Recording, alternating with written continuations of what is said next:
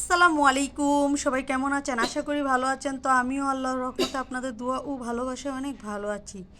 তো বাজারে গিয়েছিলাম, গিয়ে দেখি একদম নতুন নতুন সব ধরনের সবজি উঠেছে। তো এখান থেকে কিছু কিছু অল্প অল্প করে তো 4-5 ধরনের সবজি নিয়ে আসছি। তো এখানে মুগ ডাল এনেছি, মুগ ডালটা একটু ভেজে নিচ্ছিলাম। তারপর মাসকলাই ডাল আনছি, মাসকলাই ডালটাকে একটু ভেজে নিচ্ছিলাম। তারপর বুটের ডালটা সিদ্ধ দিয়েছি, আর মুসুর ডালটা আমি পোলাওর চালের সাথে মিক্স করব। আর এদিকে একটু গরুর মাংস রসুন দিয়ে একটু গরুর বিফ ভুনা করব, গরুর মাংস রসুন দিয়ে একটু ঝাল ঝাল গরুর মাংস ভুনা করব, আর খিচুড়ি রান্না করবো আর কি আস্ত রসুন দিয়ে।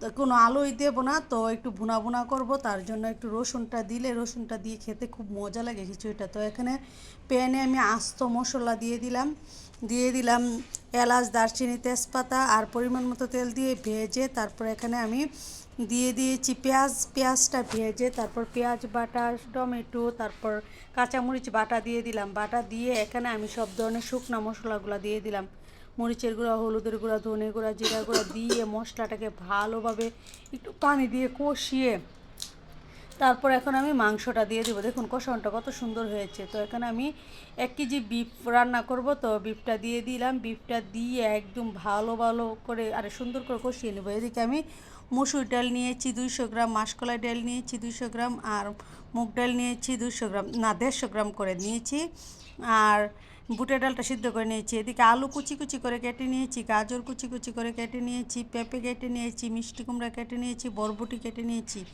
আর সব ধরনের ডালগুলোকে দুই এক সাইডে রেখে দিয়েছি, পোলাও চালটাকেও দুই এক সাইডে রেখে দিয়েছি, আর সিদ্ধ ডালটাকেও। তো এখন মাংসটাকে ভালোভাবে কষা কষা একদিকে করব, আর একদিকে আমি খিচুড়িটা বসিয়ে দেব। তো এদিকে মাংসটা দেখুন কত সুন্দর কষা কষা হয়ে যাচ্ছে, কালারটা দেখুন মাশাল্লাহ কি সুন্দর এসেছে কালারটা, একদম দেখি খেতে ইচ্ছে করছে, তাই না? মানে এত সুন্দর কালারটা এসেছে, আর খেতে এত মজা হয়েছিল। তো মাংসটা কষিয়ে এদিকে আমি ঝোল দিয়ে দেবো, আর এদিকে আমি খিচুড়ির জন্য একটি পাত্রে আমি তেল দিয়ে দিয়েছি, পরিমাণ মতো। তেলটা গরম হয়ে আসলে আমি সব ধরনের সবজিগুলো দিয়ে দিয়েছি, কেটে রাখা সবজিগুলো দিয়ে একদম তেলের মাঝে ভালোভাবে ভেজে নিচ্ছি। আর কুচি করা পেঁয়াজ দিয়ে দিলাম, কাঁচামরিচ দিয়ে দিলাম 4-5টা ভেঙে দিয়ে আমি একটু সবজিটাকে ভেজে নিচ্ছি, কারণ সবজিটা না ভাজলে একটু কাঁচা কাঁচা গন্ধ আসে। তো সবজিটা ভেজে আমি ডালটাকে একটু ভেজে নিয়েছি, তারপর এখন চালগুলো দিয়ে দিয়েছি, দিয়ে আদা রসুন বাটা দিয়ে একে একে শুকনো মশলাগুলো, মরিচের গুঁড়ো, হলুদের গুঁড়া, ধনে জিরার গুঁড়া, গরম মশলা গুঁড়া দিয়ে আমি ভালোভাবে ভেজে নিচ্ছি। আমি আস্ত গরম মশলা দিইনি, আমি গরম মশলা পাউডারটা দিয়ে দিয়েছি, কারণ আস্ত গরম মশলাটা কামড় পড়লে আমার ছেলে মেয়ে তেমন একটা পছন্দ করে না।